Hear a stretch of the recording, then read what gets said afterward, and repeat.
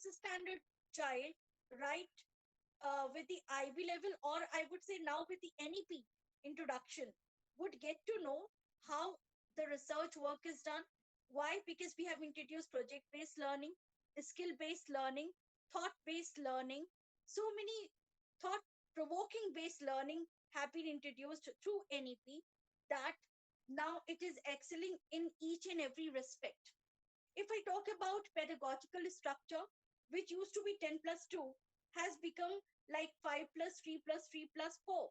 And so, in this respect, what has happened is that even the preschooling system has got the formal umbrella of education system. And because of this, again, the preschooling, where parents used to think that they can be put into any education system or any school like that, that will not happen. Rather, this preschooling, or we should say kindergarten education system, again, it will be thought provoking, skill based, and very much into the compliance of the international standards of education system. And it has to be, because this is the need of the hour. Then besides this, I would say that the students are going to get the flexibility of choosing the subjects of their own interest. So this is how, again, it is again an evolutionary idea that whatever children have the interest in, they can choose that particular subject, as well as from 6 onward, they will be choosing the skills based on the subject which is of their interest. So, again, at the end of the school education system, at least the child will be coming out with one good developed skill of whatever interest he is in. Now, I would talk about the assessment and evaluation system. Right now, or earlier, we would say it was memory based, it was based on rote learning. But now, since NEP has come into existence and we are trying to breathe life into it, I would say that now it is like unit based system, experiential learning, and various task forms, various skill based assessments are there, activities are conducted. So this way, the child gains the sense of responsibility, sense of self evaluation, because then they are the examination pattern of school examination that comes in grade 3, grade 5, and in grade 8. And apart from that, they are assessed on the activities, the task form, the experiential learning, the skill based education, the way they are performing, and the way they are behaving. And skills are most important here. How? Because emotional well being, healthy, to be healthy, how to be caring for others, empathetic attitude, all these skills are such which are the dire need of the hour. Apart from the academic education system, how to behave with others, how to care for others, how to have this sense of belongingness for each other. This is again coming into existence through this NEP and through this skill-based education, and which is again very important. And hats off to our education makers, to the educators who have really evolved this policy into a new framework. So this was required and this was the need of the hour. So in order to instill the sense of responsibility, then the sense of self-evaluation, this examination system has been again uh, customized. Now, if I talk about the school curriculum and the pedagogy, so it is a skill-based curriculum now, and the aim now, what is the purpose behind this? To equip the learners with 21st century skills. Syllabus has been reduced. Now, again, there is a purpose why it has been reduced: to enhance the learning and so that children have enough time for the critical thinking. Now, coming to the word critical thinking. Now, critical thinking is something thought based education system. Now, what is thought based? Now whenever we talk about you, we talk about myself, we talk about all of us, when we talk about the national language, mother tongue, then when it comes to critical thinking, what do? We think in our own language. First of all, we think in our own language. So what is that? Regional language, mother tongue, emphasis on, again, multilingualism. So this approach is again very beneficiary for everyone, for all the students, because when the student was not able to understand that accent or that English while teaching, and the non trivial concepts of the subjects, the child was not able to understand, then it was like termed as if the child uh, is just beyond or cannot understand and is not up to the level of the this class or this standard. But Well, if the same system, if the same concept is explained through the regional language, through the mother tongue, the child understands. So here again, the approach of the teacher towards the student, that empathetic attitude of the teacher towards the student plays a major role. And yes, this multilingualism is going to give many employable opportunities for so many people. Why? Because now teachers will not think about just to be into English. They will learn their mother tongue, they will learn their regional language, that I can be a teacher of at least my language. So I mean, this is going to give such in a branchial manner, the employability opportunities are going to emerge through this NEP. So again, very thankful to it. Then, besides this, experiential learning, as Rita ma'am has just introduced about it, yes, it is a key element in the international education system and the curriculum options. And eventually, more projects, better real life learning, and more interaction and better skills will be evolved out of our students. Once they are into it, they will be really evolved and immersed. So again, it is beneficiary. And gone are the days when the MNCs or top companies used to consider the academic scores alone. No, now is the time of global education, of the skill based education, that what other skills the candidate is possessing. So this is where we need to emphasize upon the holistic development of the child, wherein the child is with a wholesome personality. It's not only about academics, it's about everything, co-curricular activities, all the skills together. So that, and this is what NEP speaks about.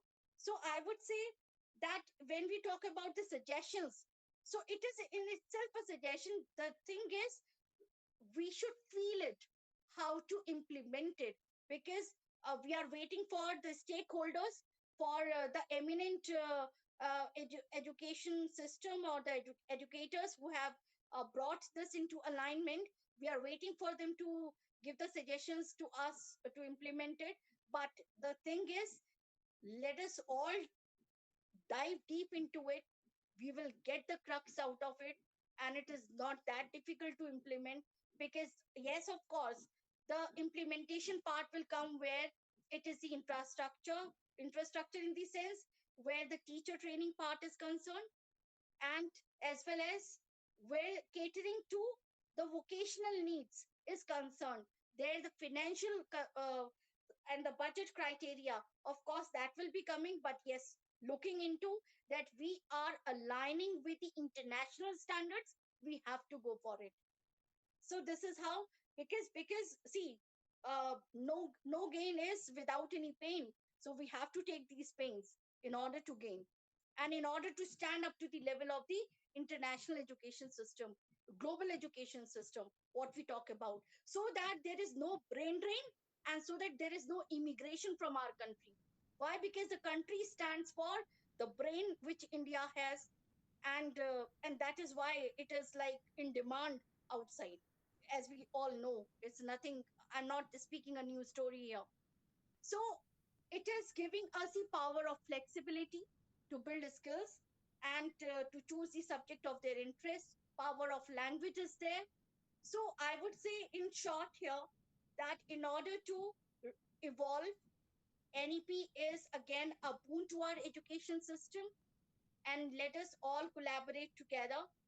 And of course, as Rita ma'am said, that it is the time for experiential learning, to research, to reflect, and to implement it, to make it relevant. So, this is how the approach has to be, so that NEP, National Education uh, Policy, combines together with the or aligns together with the international standards of education, and brings about a global change, a pragmatic approach, a paradigm shift in this learning for educators, for students, as well as for the parents. Thank you so much.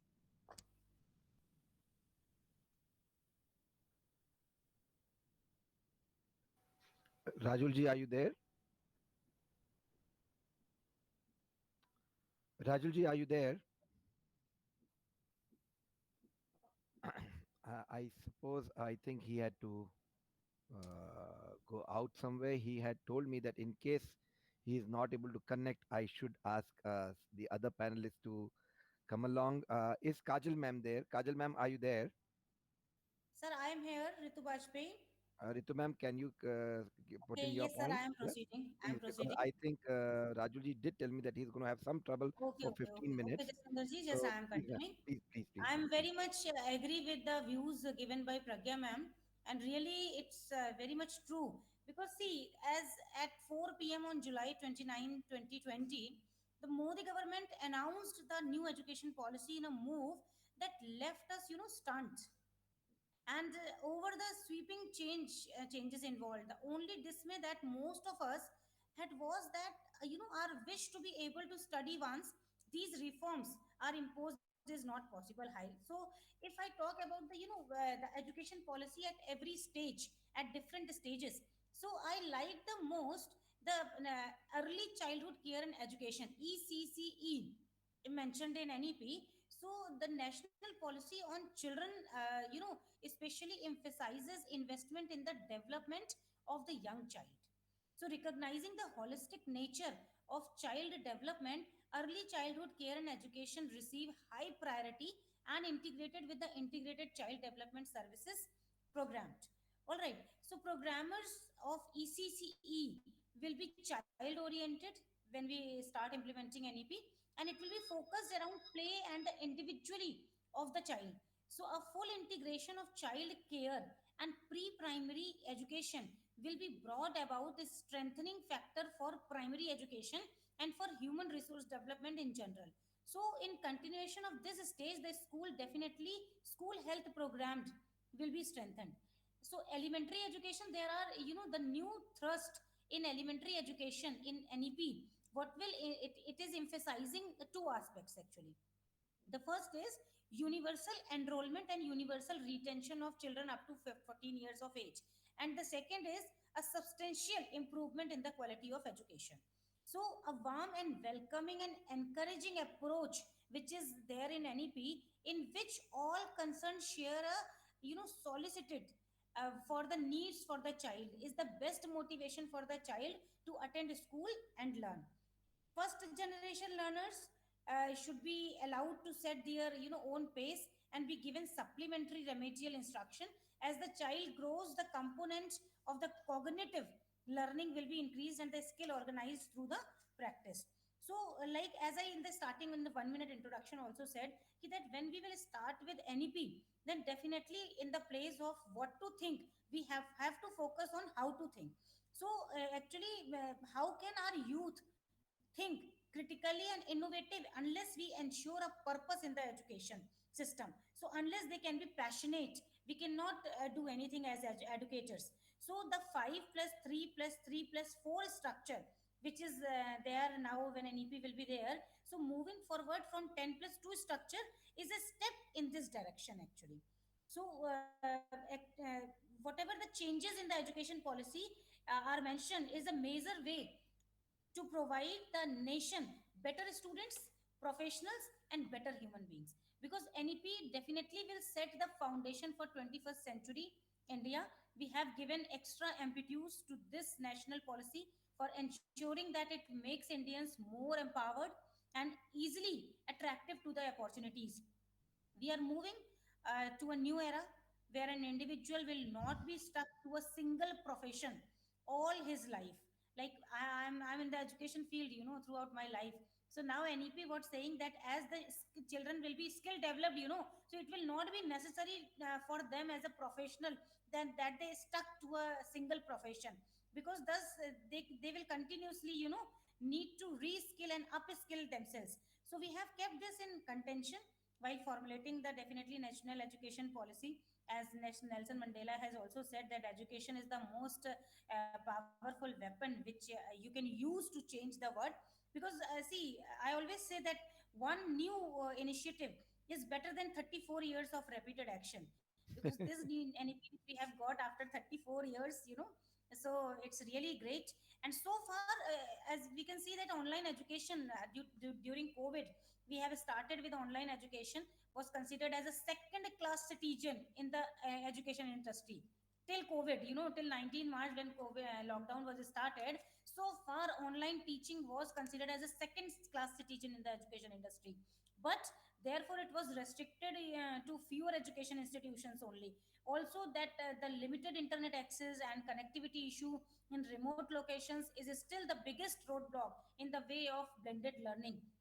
So it is time for us to rethink who we are educating and how we are educating, because we need to see to whom we are, the children to whom we are educating, and how we are educating them, the way we are. So we need to rethink the outcomes we expect.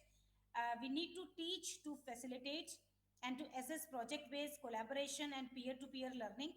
What we have to do is we have to gamify the curriculum, in curriculum we have to add some humor and gamification also. And we need to build collaborative bridges between schools and the society. Ma'am, you're on mute, ma'am. You've gone on mute, ma'am.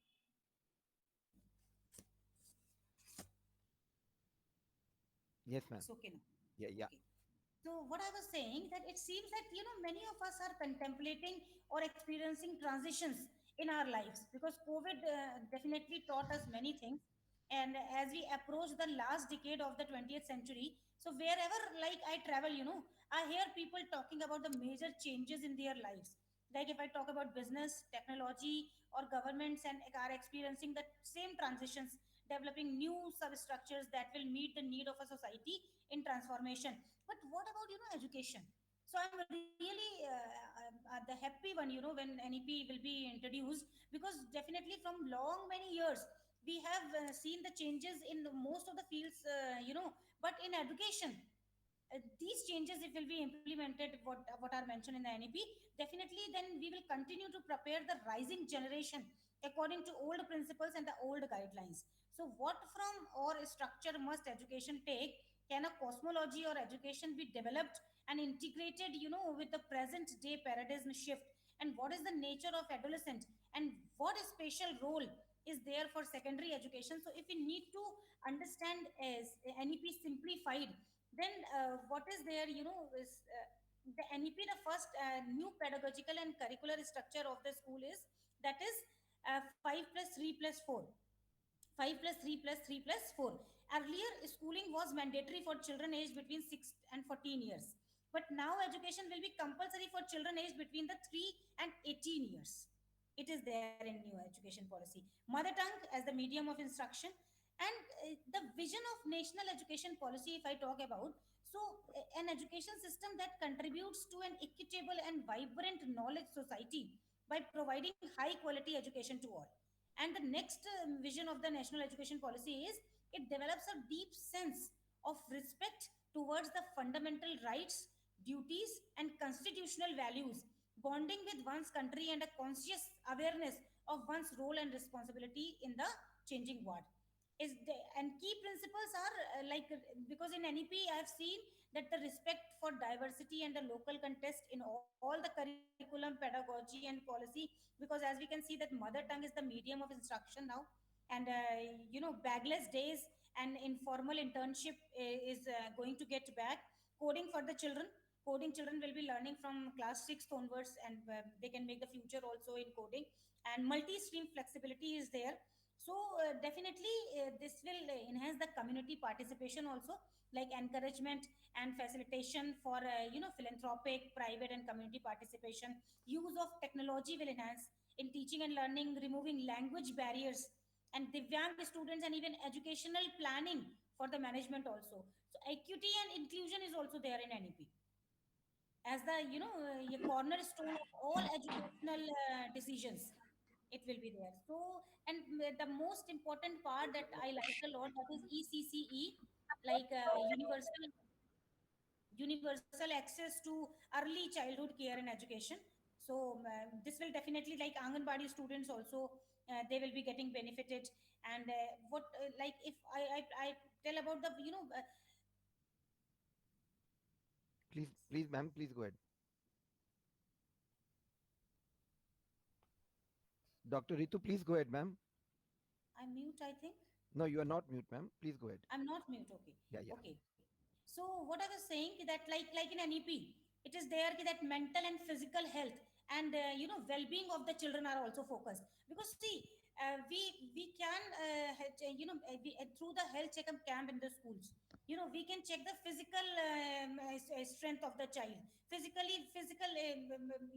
but emotional and mental health of the child.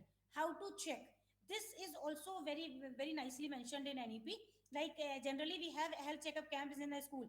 Generally in the report card at the end of the session, PTIs are used to take the height and weight of the child, and they are used to mention. But how to check the mental and physical health and well-being of the children? This is also very much important. And to check the mental and physical health and well-being, it is mandatory for the students to acquire skills in health and nutrition, physical education, fitness, wellness, and sports. Okay, so in NEP, this is also focused a lot. And if next stage, next key stage, examination pattern, if I talk about of 1 to 8, then children will be assessed by not only by teachers, by parents, by peers also. So this will definitely enhance, their confidence level also. But we have to see that honestly, the assessment should come, because if honest assessment will not be there, then definitely children will not be able to get the right feedback. And as it is also like in reforming examinations in 9 to 12 pattern also, like board exams will be made easier, as they will test primarily core capacities and competencies, and then viable models to be explored. Annual semester and modular exams are there, two part exams are there, objective type and descriptive type.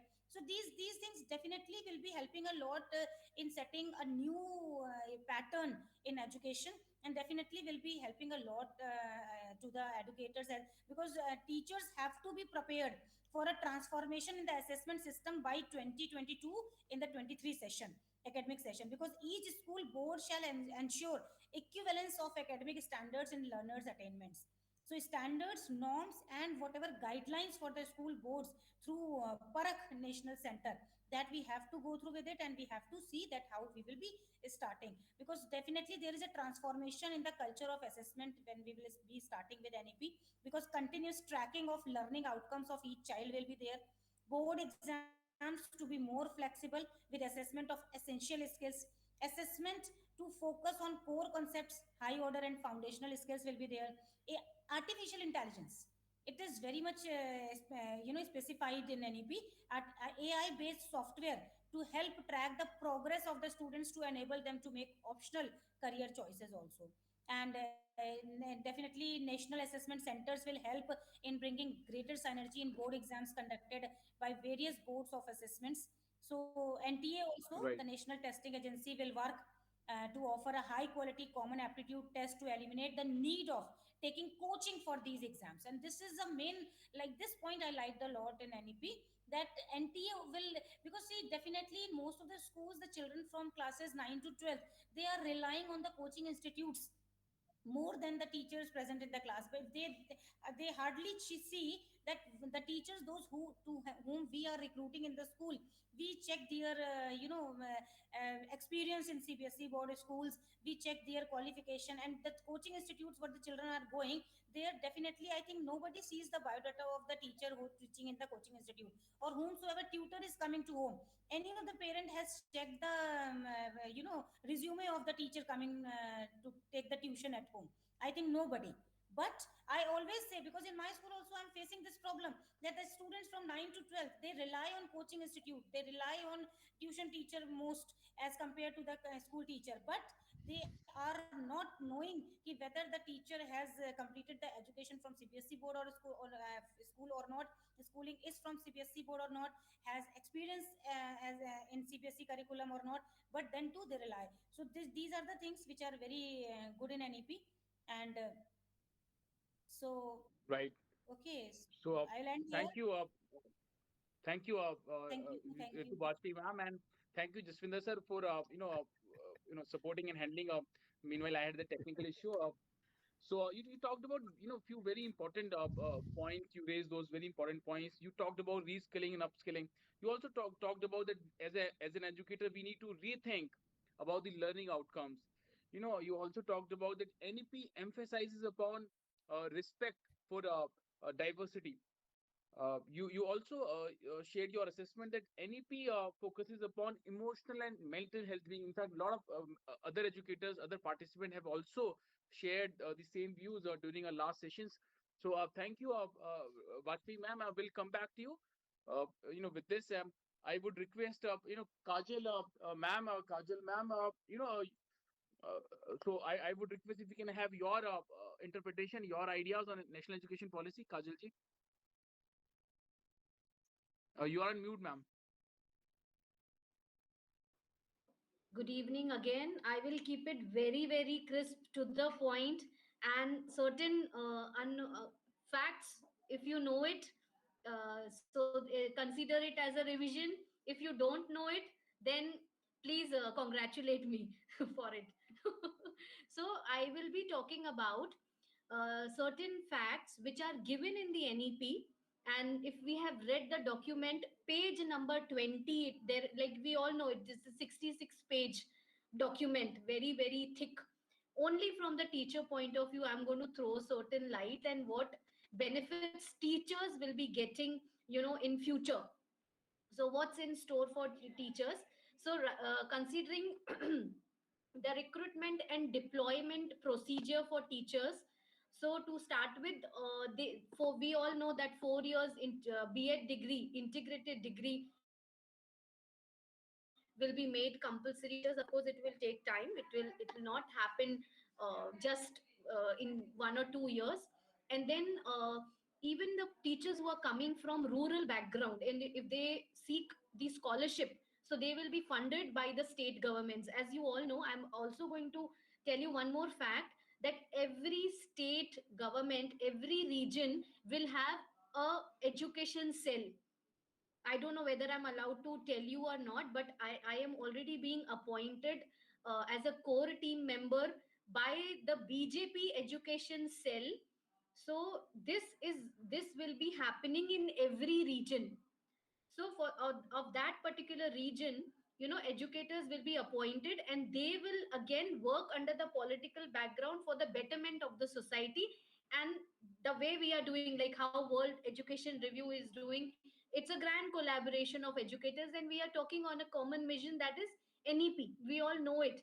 And brilliant collaboration will, like we have been talking about it so much, so that is why our government is super duper active on it. And in the coming years, even the females, those who are coming from rural background, they will get a lot of incentives, they will get scholarship. And if they will get a lot of job opportunities in their surroundings, along with the staying allowance. This I'm talking from the rural segment, where they are deprived, they are away from all these incentives. And excessive transfer will be halted, like how in government job it usually happens. So state and government will take steps, and it will be more computerized. And the transfers will happen only based on if they have applied for it. That is one. And these key incentives for teaching in rural schools will be provisional with the local housing facilities, with increased stay allowance, as I mentioned. And teacher eligibility test will be made compulsory, how it was earlier. Simple TET test was done, but here we will have four segments over there, the way like you might be knowing that diagram, 5 plus 3 plus 3 plus 5. Teacher eligibility test will be based on those parameters, that is foundational years, preparatory years, middle, and secondary. We all know that. So these test criteria, this test will be formulated as per the section they are selecting, and it will be mandatory. Again, even when they are going for the interview, for interview also there will be a procedure where of course they have to show the results of TET, which will be made compulsory. It will take time. That's what the document says. It will take 10 years to formulate all these things. And to ensure and educate like good number of teachers across subjects, particularly in the subject like 6 to 8, we are talking about those skill based courses which we said. So that's what government will make sure, that we have good number of teachers for art, physical educational, vocational education, and languages. And even these teachers, like, as we all know, we have to think from practical point of view. The solutions are given in NEP. You know what they are saying, these skill based educators will be used, within 10 15 schools. If they fall in one area, so these, because everything will be online, which we know. So this document is already talking about it, that they teachers will be shared within the campuses. Like it could be 10 15, that depends upon the collaboration, or further that state collaboration. And then schools complexes will be encouraged to hire local eminent persons. Now this point is triggered with the local languages involvement in the curriculum till grade 5, so that these teachers can interact with the children which are in the local areas freely in their local language. And then this document also talks about a technology based comprehensive teacher recruitment planning forecasting exercise. That means every year teachers will be tested how much they are technologically brilliant to handle alpha generation, Z generation. And if they are not, courses will be provided to them. So the above described initiatives in recruitment and deployment will be scaled as needed over time to fill all vacancies with qualified teachers, including local teachers, with suitable incentives for career management and progression as described below. So teachers education programs and offerings will also align with the vacancies thus projected. So these all things what I just read out, the reference is the document 5.1 to 5.7. I have read 7 points, page number 20 and 21, like a typical teacher. This is not coming from me. I have taken from the NEP document, which is there. Just Google it, NEP 2020, thak, download, and you get the document. Right, right. Thank you you, you Kajal. you all are smiling when I said page 20 21, 5.1 to 5.7. It reminds us of our days when we used to teach, and we used to tell, open your textbook, come to that exercise. It is just like that. But ma'am, I will say something in Hindi. आपका Yeah. अंदाज बहुत निराला है. That is what makes us happy. Thank you sir. Please, Rajul ji, please. So sir, ये आपके लिए और मेरे लिए wow clap. Ji. These all things we have learned. Yes, yes. Thank you. Whenever Thank you. Kajal speaks, she's full of life. I've only heard her once before, and she's always full of life. Very enthusiastic. Congratulations, Kajal. Thank you, ma'am. Thank you. Ma'am, that's Absolutely, the young absolutely. blood. That's the young blood. Thank Right. you. Thank you, Kajal ji. For those important facts which you shared in your talk. And absolutely, we all agree with you. This NEP proposed many initiatives for teachers' capacity building. You know, but again, the challenge would be the execution. So, in fact, one very senior, educator from Delhi, I'm sure you all know him, Dr. Ashok Pandeyji, director Elcon School, Delhi. He made a comment when he joined us during our initial sessions. He said, like, we spend, lakhs of rupees on our annual functions, schools, but we don't actually are not really as a school to offer training program for our teachers. We don't find that investment, that expense. We don't actually find an investment. So that would be a challenge. So let's see. I'm sure, but Rita ma'am said, but all the educators said, like, in a collaborative way, we'll find an approach.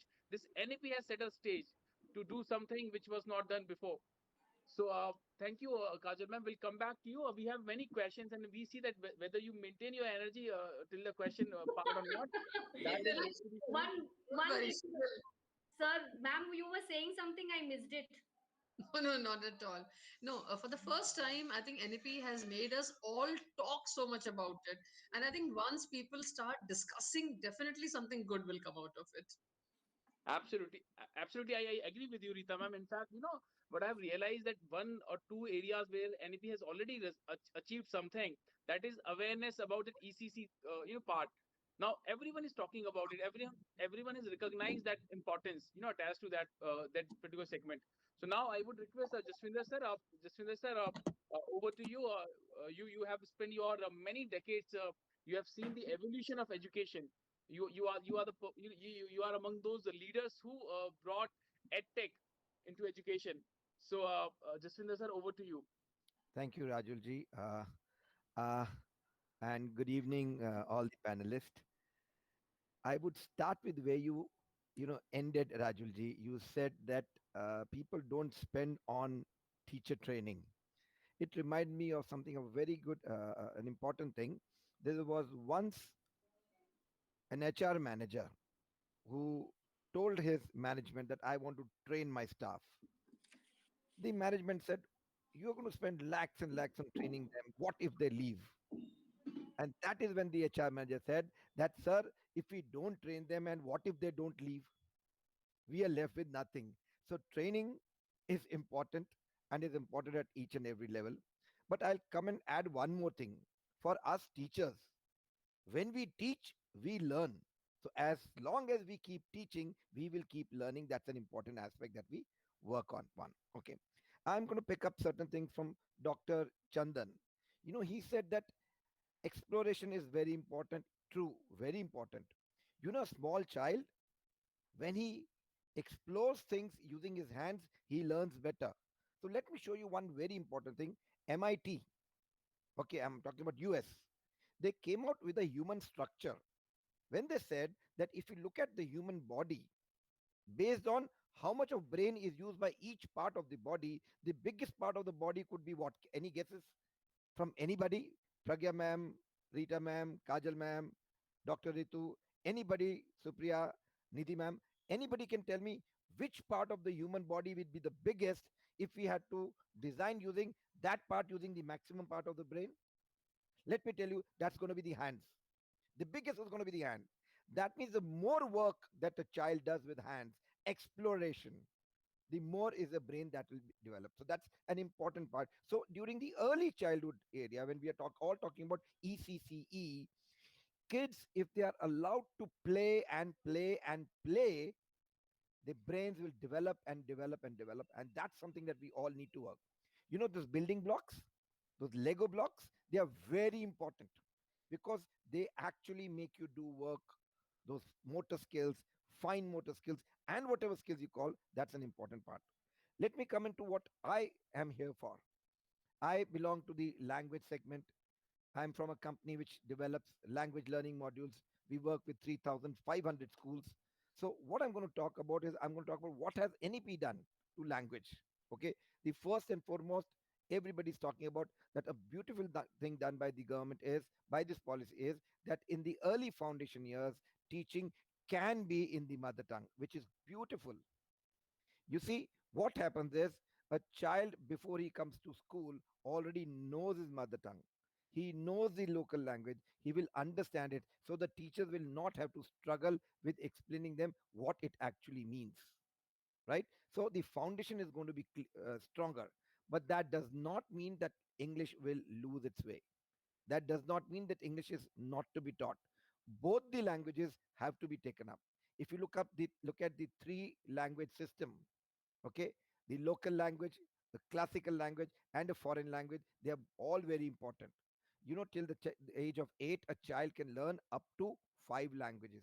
And one very important study has said that if a learner or if a child can speak 3 or more languages, the brain works sharper, it works better. So it is good that they acquire 3 languages, one of them being the local language, the other going to be English, and the third can be mother tongue or any other language. That is an important thing that I would like to say all this. Okay, going on to next is we are talking about how will we enable these 3 languages, because teachers are worried. First it was one language, then second language, now 3 languages. So technology is the way. We work with 3,000 schools and more than 1 million students trying to give this solution where they use technology to deliver. But always understand the role of teacher is going to be there. So we are talking about blended learning. We're talking about a combination, amalgamation of instructor-led teaching and computer-based teaching. Blended learning is what we've all realized during the pandemic, that is the only way out, and that is what is going to take up the future. We need to work onto that. Okay, so we're talking about this. So let me also tell you one thing. Government is talking about classical language.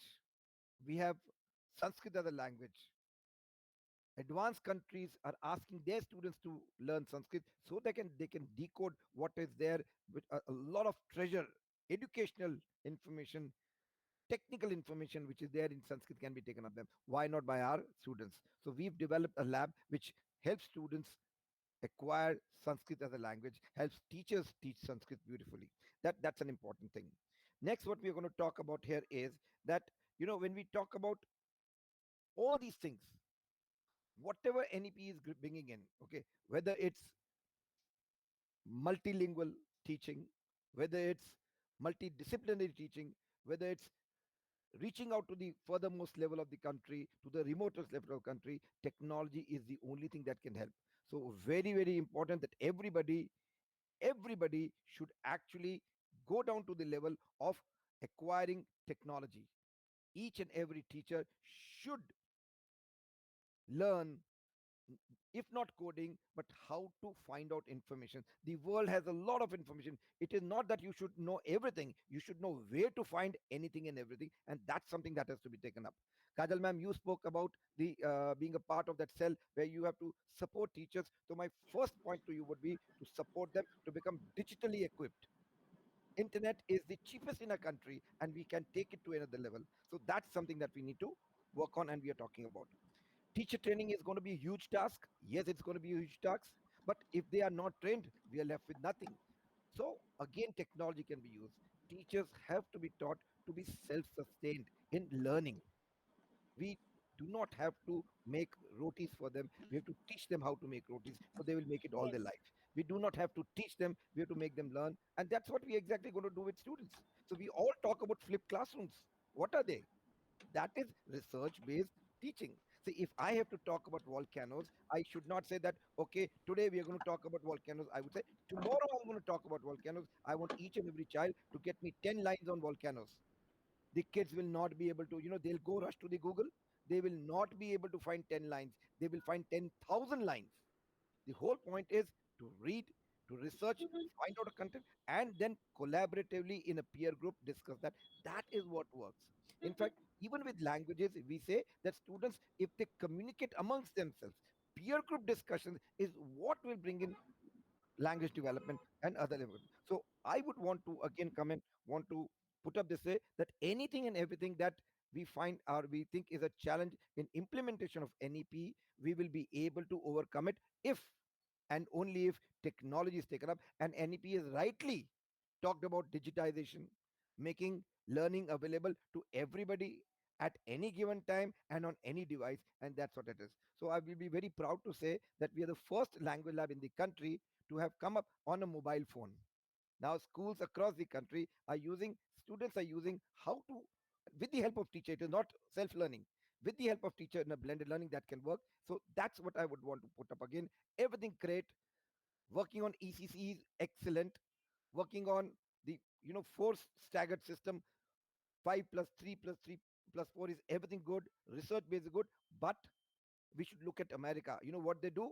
All research people have to deliver teaching for X number of hours. If we teach students how to do research, researchers are the guys who can teach them. So if things are taken up this way, I'm sure this will go a long way. And this is where I would want to end, because I normally talk about technology. I've got, and the other panelists have all given a lot of information. So over to you, Rajuji. Thank you so much, everybody. Thank you. Thank you, Jaswinder sir, for those important and useful remarks. And with this, I would request Nidhi ji, if we can have your ideas, your interpretation. Yeah, Rajul sir. First of all, I would like to say thanks to all the eminent speaker. I mean, they have beautifully decoded national education policy, and I don't think so that very main points are left because everything is covered here. But still, I'm just keeping my points here. So, like we already know that we are living in the era of Industry 4.0, and Industry 4.0 basically focus on the smart technologies like artificial intelligence, robotics, IoT. I mean, all of which have great impact on our everyday life. So, what really required is Education 4.0 because it is the necessary response to the requirement of Industry 4.0. So, it means we have to educate our students in that way we can fulfill the needs of industry 4.0 because it is the future of education. So now there is more personalized learning, more remote learning opportunities, project based learning, a choice of education tool. So we can see we have a lot of opportunities. Student can learn online as well as offline. So I think this thing has changed the teaching learning pedagogy to make students future ready also. So in this regard, like in my university, how we have adopted national education policy, and in fact, we are already working on education 4.0. So for this, in our campus, in our university, we have adopted choice-based credit system. So like it provide opportunity for students to choose courses from prescribed courses. Like they have option for the core choosing core courses, elective courses, or skill-based courses because NEP also suggests that multidisciplinary approach should be there. So that's why we are giving option for our student. If I am from the mechanical background, I want to learn something from computer science, I want to learn something from from electronics background. So yes, we are providing such kind of elective courses so they can learn. And this CBCS system allows students an easy mode of mobility also. So with facility of transferring the college, like if student want to transfer the university and college, their credit can easily be transferred to like whenever he or she will be transferred to other university also. And NEP also focus on the formative assessments for learning rather than summative assessments. So for this, we also working and we have adopted Bloom's taxonomy for designing our question papers. Why this is important? Because it encourage higher order thoughts in the students by building up from lower level cognitive skills. So we are preparing our question papers to promote deeper thinking in our students because we are giving questions like case studies, and in fact our students go for the projects building. They have their minor project, they have major projects. So when they have the knowledge and they have the understanding level, only then they can apply their knowledge for the major projects and minor projects. And moreover, they are going for the internships also. So that's why this Bloom taxonomy play a very important role, and we have implemented in our university also. And next important thing is technology. Technology play important role in 4.0, as sir has also told. So artificial intelligence, virtual reality, IoT, it's very important. If we talk about artificial intelligence, it can perform basic activities in education like grading system, and student can get additional support from AI tutor. And if we talk about Baiju and Vedantu app, so they also consist of many machine learning apps. So that's why some feedback system is there and recommendation systems are there. So AI driven programs give students an educators helpful feedback also. And next technology, that is IoT as well as the cloud computing, as we are just talking on Zoom and Google Meet. So we are also teaching with Google Classroom also. We have learning management system. So that's really important, and we have to adopt such kind of technologies in our education system also. And so for in this regard, our university has done some alliance with popular industry leaders like IBM, JBR, TCS, because we know that there is a lot of demand for such kind of specialized courses, and we are running courses like data science, artificial intelligence, big data analytics, IoT, blockchain, cloud computing, and DevOps also.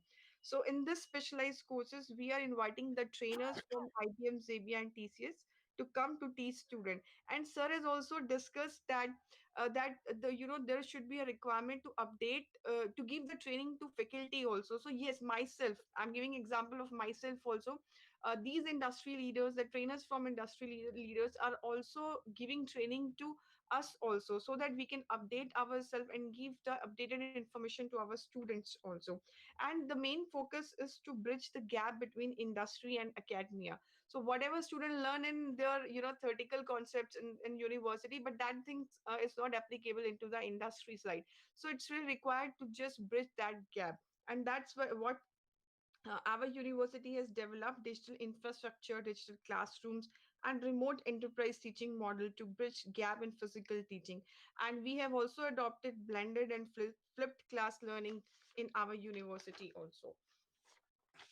So, and the one important thing that I want to discuss, because our university has done collaboration with Coursera, edX, SWEM, and NPTEL, massive online, courses. Because these courses, like whenever student these courses, they can reskills, they can upskill themselves, because it's very important to upgrade themselves. And it's not only for the student; all faculty members, they are upgrading themselves. They are attending all the edX and Coursera courses, because students cannot learn only from the faculty which are teaching, but they can get expertise from foreign universities also. And not from the foreign university, but some industry leaders also from Google, IBM.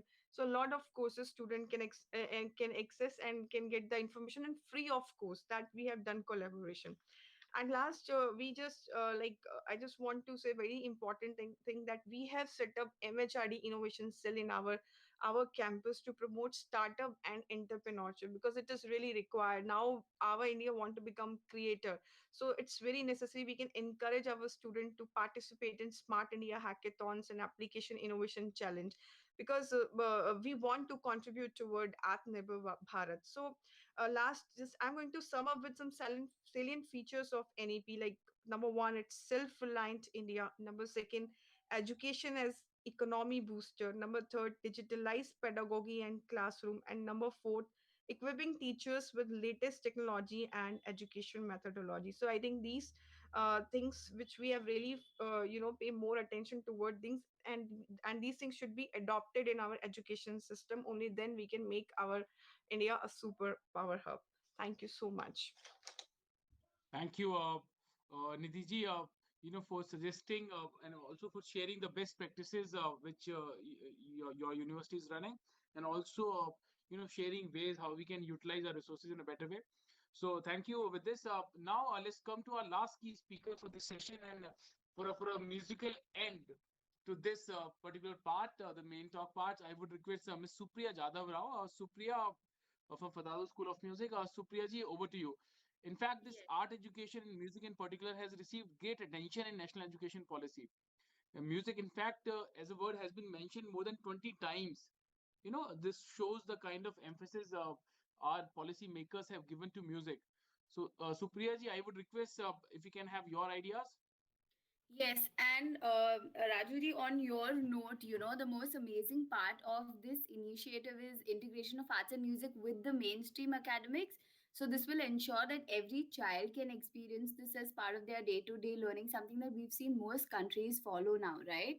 And talking specifically about, music, we all know the impact and the benefits it has on a child's learning, right? Imagine a child learning to play the piano. He's engaging his visual senses when he has to read a music in front of him. He's coordinating his right and left hand to play certain notes. He has to also listen to the sounds that are created by the instrument. At one time, he's engaging his visual, oral, motor skills, right? So that's exercising your right brain at a very early age. And we've seen that how it contributes towards a child's intellectual development, their emotional development, helps them, get a develop a good self-esteem. So keeping these things in mind, I think we at FSM, we recognize these benefits, and it's our vision to make quality music education accessible to everyone. We've carefully structured a curriculum to aid the holistic development of a child right from kindergarten up to achieving a degree in music. And on this, I just want to quickly share my screen and talk a little bit about FSM and what we have to offer. um,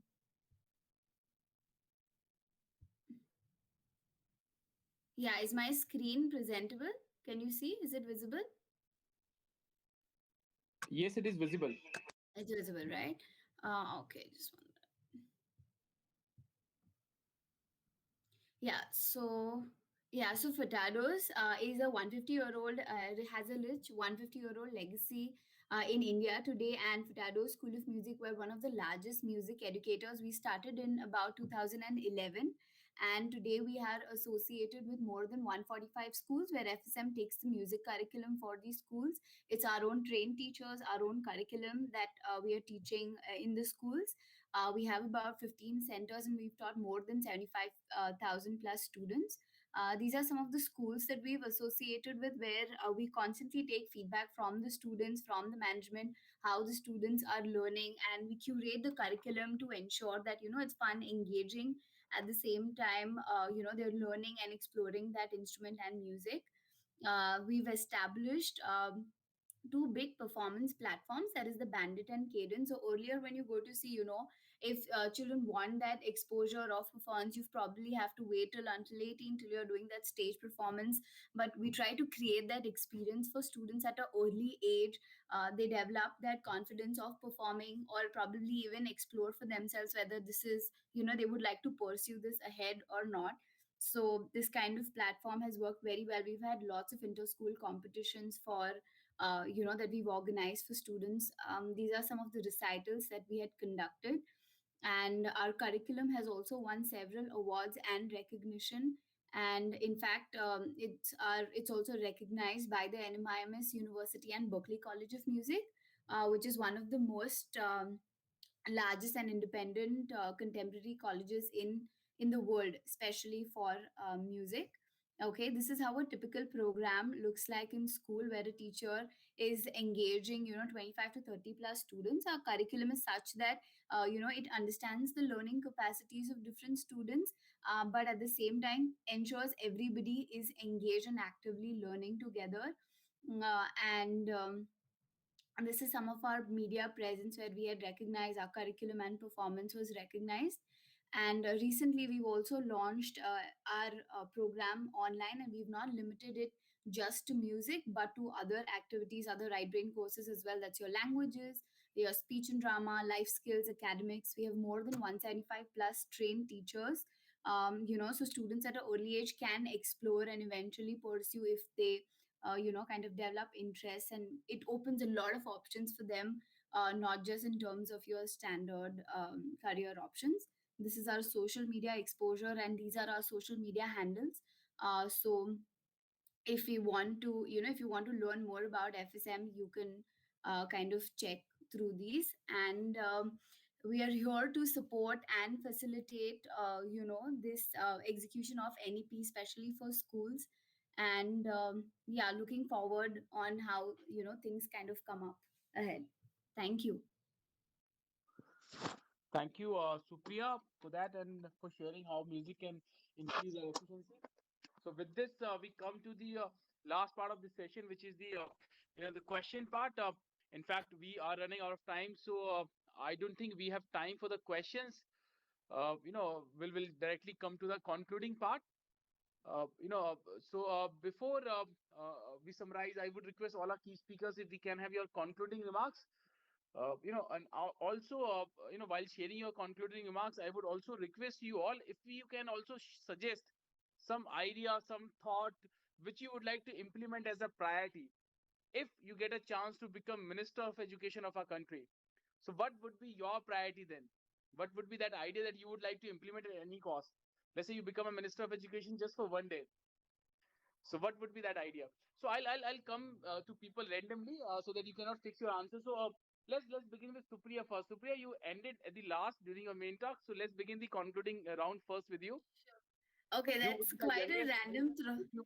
If you become the Yeah. Minister of Education, you will be the youngest Minister of Education. So, congratulations for that. Yes, thank you on that. I haven't really, I don't have that much of an experience, but I think our NEP is so far so good. And the best part would be if, this is very successfully implemented, not just in a tier one, tier two, tier three cities. And, it should reach to the crux of India. That's when we'll see that whole impact. And I'll just kind of propose or see how this can be really executed. And not much creative thoughts right now coming to my head, but yeah, I think it's very important that it has to reach to the bottom of India so that we can see that change. Right. So that's about it. Wonderful. And thank you for having us on this platform. And it was wonderful listening to the perspectives and views of everyone here. And yeah, that's about it. Thank you. Won- Wonderful. Your presence was special for all of us.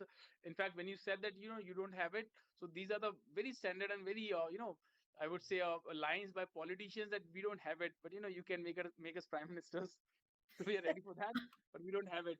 So wonderful and amazing. Thank you, Supriya, for joining and sharing your thoughts and ideas.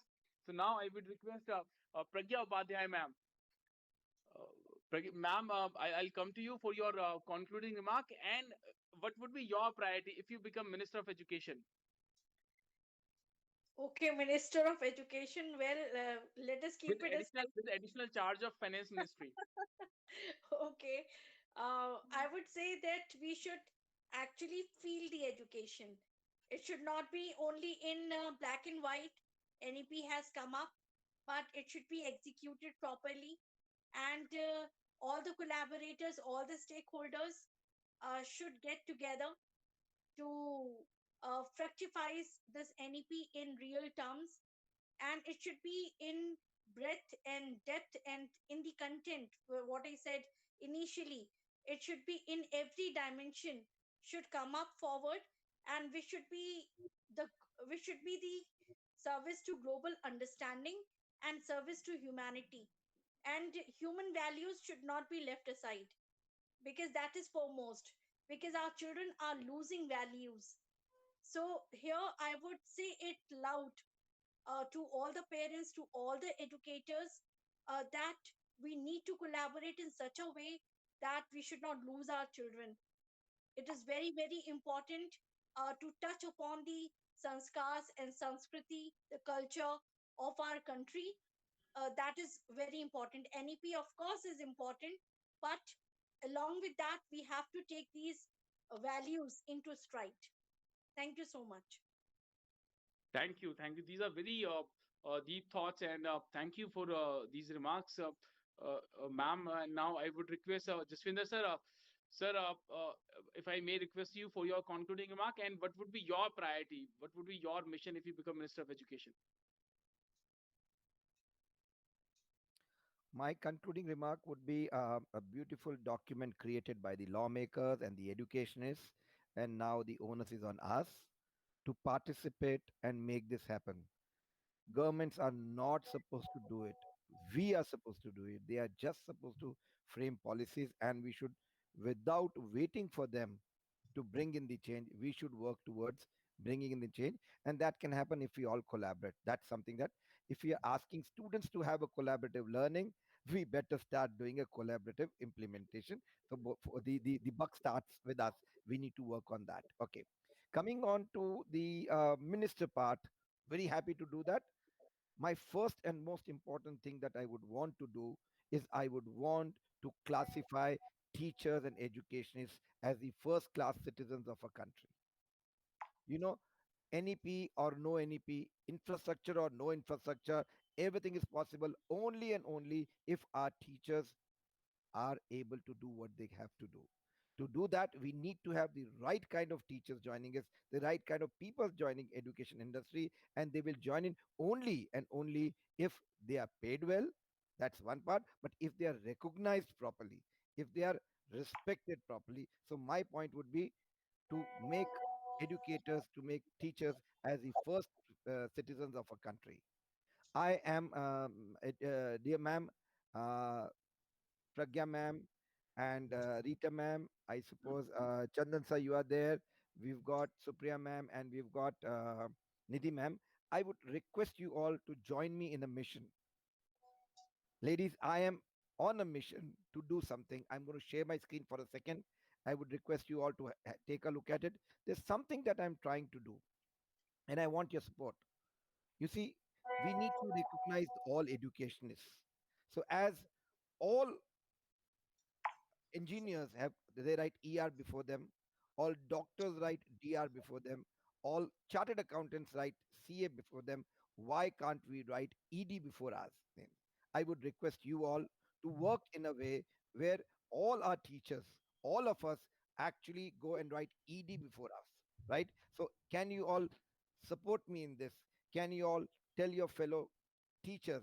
Can you all tell your fellow educators that we should start writing ED? Let the world know that we are educating the future. Let the world know that we are creating the future of this country, which is the greatest country of all. And one more thing, I have actually taken liberty of doing something. Pardon me if it offends, but this is something that I would want to be visible to everybody. This is what we are Thank you. looking at. Why not have this with all of us? So Thank you. please start using this, ma'am. Thank you for appreciating this, but I would want you to support me into this, and that's a humble request. If we are able to bring in this, I guarantee you that people, like-minded people, people who are interested into education, will come in. They will join this fraternity of ours, and we and only we can change the world. We can only create the new citizens, the citizens of tomorrow. And that's what I would want to conclude with a request to everybody. Please try to promote this.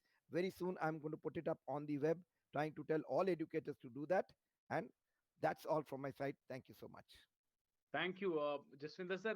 In fact, when you had just started saying like you want to, you want us to join you in a mission, so I just recall that you are from Gujarat, and कुछ तो बात है गुजरात की मिट्टी में कि हमारे प्रधानमंत्री जी भी अलग-अलग मिशंस में हमें जोड़ने की कोशिश करते हैं, है ना? And you also try to join us in this mission. So कुछ तो बात है. Rajul ji, So I have worked very closely with him on a project for language in Gujarat. You see, when they started the Vibrant Gujarat, when he was the Chief Minister of Gujarat, there was a common complaint by all investors across the world that Gujarat में अंग्रेजी कोई ठीक तरह नहीं बोलता. He took up a challenge and said, I will give you 500,000 trained and certified people from Cambridge, from Gujarat, and major 80% of that work was done by us in Gujarat.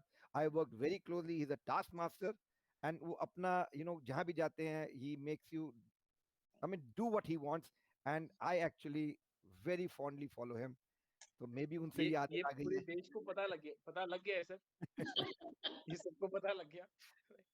Right. So thank you, Jaswin sir, and it's a wonderful mission. You certainly deserve a strong support from all of us. You certainly deserve huge accolade for thinking and for executing it. Thank you, Jaswin sir. And now I would request Rita ma'am, if we can have your concluding remark, and what would be your priority if you certainly deserve to become, given your experience and credentials, you deserve to become Minister of Education of our country. So what would be your priority? Thank you for such high and kind words. Anyway, the thing is that CBSE has devised a term called annual pedagogical leaders, the principal in the role of annual pedagogical leader. So I think the onus and accountability somehow should be set upon the principals, the education leaders, as to how the NEP is going to be implemented in the school, how it is going to be translated into the classes, and somewhere accountability has to be increased of all the practitioners of education as to what are we actually doing. We talk about it, we ponder, we think, we research, but how much is it being transferred and transacted to the classroom learning teaching process? That it needs to be set. And I think if it can be done, it will bring a huge change, a huge sea of change. We are not talking about some autocratic process, but somewhere the onus has to be given to the teachers, and they have to be held responsible and accountable for developing the competencies in their students, age appropriate, or somewhere we have to fix that responsibility. Absolutely, absolutely. So, I would also request you. I just try. I'll again try my luck here. So, Rita ma'am, what would be your? Let's say if you become Minister of Education for one day. So, or if Minister of Education asks you for that idea, what he should do. To implement or to create that kind of environment. You talked about a lot of practical. I would say you cited those practical examples, so those best practices in your school only. Which we all can learn from. The resources are available. Just need to find out. Yes. Just need to look from that perspective. So what would you do if you have something in your mind? Share best practices, make hubs of learning more active, Sahodaya groups, clusters, sharing of resources, actually make them happen. And everybody wants to do it, but there are a lot of red tapeism which needs to be removed from our minds first, and then we can actually do it. Sharing, collaboration, teamwork, hand holding, orientation, continuous professional development of the teachers. The teachers are coming from varied backgrounds. We need to bring them on the same page if we want our children to be taught. We cannot teach our children the way we were taught. We are robbing them of the tomorrows. We need to give them some freedom. CBSE has already given some freedom in the creative answers when we are evaluating for our board examinations. That kind of freedom needs to be given to children to write on their own, to experiment, and create some form where children actually feel that, okay, one project done at the end of the term, that's about all. Integration should really happen. But for that, a very huge training program should be there for the teachers to work on it. Somewhere the autonomy has to be given to teachers also how to teach. It started with Gijubai Badeka. I think in 1920, Dviswapna book was written. I don't know if you've read it, but right from then we are trying to do this. All the commissions, the NCF 2005, everybody is emphasizing upon the same thing. It is for us now to implement it, and there's nothing stopping us except the will. So maybe somewhere the examination system needs to be also evolved in some other way. So assessment, higher education, the entrance into the higher education needs to be, so many things need to be changed, and nothing is impossible. We just have to have the will to do it, and we all have to Absolutely. be held highly responsible for what we are doing. Just now, Jaswinder Singh ji said that we need to put ED. So that responsibility also has to be there, no? Legally also we should be held responsible. Why the child is failing in PISA? Why the nation or the whole nation is coming second last in the world? So that is such a shame. We are all thinkers. We are all educators. Why our children are second last in the world? That is, we need to think on those things, and everybody has to think about it. We cannot just be educators and say we are practitioners, talk about NEP. The government has given policies are never bad. What we do with it is really bad. So every rule, every law, it is made for the benefit and welfare of one and all, but we go and spoil it. So we need to be accountable, held responsible, done something with it. Not only say principal is the annual pedagogical leader, but actually do it. Lesson plans need to be made, they need to be checked. Somewhere the quality of the institution, the accreditation system should be away from just seeing the building. The inspector Raj has to go away. And when somebody comes for inspection, they should look at the competencies of our students. They should look at how we are teaching, how the teachers are actually giving the curriculum into the classroom teaching. So those things need to be developed, and we can do it. We need to be honest in our work. Ma'am, I have one point here. When you talked about PISA, that has troubled me a lot since long. But, ma'am, do you think Indians are this bad? I don't think so. No, There are not at so all. many The sampling is bad. Indians. Yeah, yeah, exactly. Ma'am, when these our kids go abroad, they are all the first rankers. They are the guys who do the best in the world, the best mathematicians, the best coders, the best people in spellings. Indians since so many years spell bee. World over, we've done best. The sampling is bad. They were sent from only government schools. And now Sampling. the government has realized that this is a black spot on our country. Yes, it is. But this year, ma'am, a lot of schools are doing. Earlier, they were doing it only from KVs. Hmm. Right now, Now even private the schools have CBSE schools have been taken up. yeah, now they will But take a, so still, I think somewhere, if we are preparing our students for the most difficult test in the world is the one that we do for IITs, ma'am. The yes. most difficult entrance test is for IIT, and if these guys can excel, why not PISA? So I think schools should have a forum where, okay, let's send our 100 best kids to whatever there, and I'm sure 50 of them will excel. We have So, basic logic. So so I we think need to rise above our vested interests and come out. It's the political will which is lacking somewhere. exactly Any this. NEP, I'm so happy. Everybody's talking about NEP. So at least the change in the mindset has come about. Yes, At least people are now talking the jargon. At least professional language is being spoken about even in the staff rooms, school meetings, and and this technology. I think pandemic has brought such a huge change, which would have taken I think another decade to come to our nation. exactly. But it has come and it has been accepted. The teachers have risen up. They have been flexible. You can see the resilience in the teachers, students, parents. So yes, we are a wonderful nation, but we need to speak up for it, but take the onus upon responsibility also. We Ma'am, have to say imagine you sitting in Jaipur, Pragya ma'am sitting in, I suppose, Kanpur. There we had somebody sitting in Himachal. I'm sitting in Gujarat. We've got somebody sitting in Mumbai. All of us, because of this pandemic, are sitting today together, spending time, pondering and discussing. yes. So yes, pandemic Every did bring challenge something brings good. opportunities. Yes, Every yes, challenge brings opportunities, and that is we have all risen up. None of us knew. I did not know so much about technology. Today I'm a Microsoft certified educator. So definitely all the teachers have become, all the teachers have done it. Today I can true. use some things on the laptop better than my children. Earlier I used to ask my children. So yes, it has empowered us, but this empowerment, enablement of the teachers and educators has to filter down to the very, very smallest of our cities and towns and villages. It has to go there. But ma'am, only if it is, we should not wait for the government to do that, No, not at all. because then it is too huge a thing to for them to handle. But if we at different levels can start working on it, I don't see any problem. No, not at all. There's no hindrance. We have to have the will to do it. We Ji have to ji. take the onus. That is the most important thing. We have to make ourselves accountable to our children whom we are entrusted for such a long time of their life. 14 to 16 years they are under our care. And we say, we don't know. We can't Ma'am, help. Why? it is well said, be the change that you want to see. Yes. We better put that into action now. And today on the Gandhiji's Martyrs Day, yes, Yes, we should yes, say, we be should the remember change you that. want to see.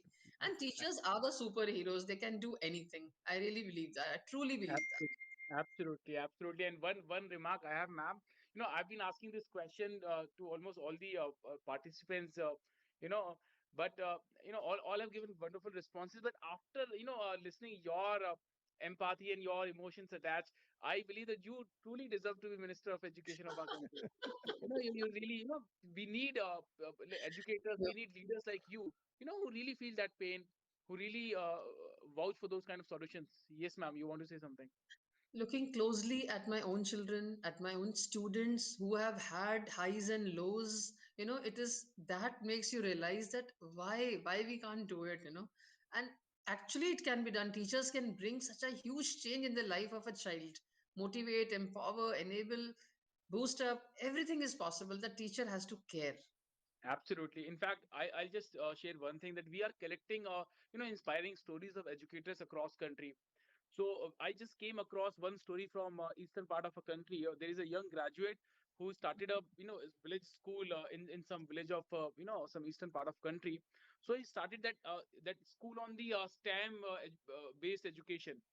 So no infrastructure, just for 3 4 rooms, but wonderful students. Their skills are amazing. So I just recall your talk, that if teacher has that willpower, if teacher has that kind of attitude, there are unlimited resources available. So with this, I would thank all the key participants: Chandra sir, Rita ma'am, Pragya ma'am, Kajal ma'am, uh, Vajpayee ma'am, Supriya ji, Chawla ma'am, Nidhi Chawla ji. Thank you for joining and thank you for making this 98th session, which is our last session of January, a truly special one. Thank you all. This is the end of the day. Thank you. Thank you. Thank you so much. Right, ma'am. See you all sometimes. Thank you. Yeah, same here. Bye bye, everyone. Thank you. It was lovely being with you all. Thank you so much. Thank you. Thank Thank you.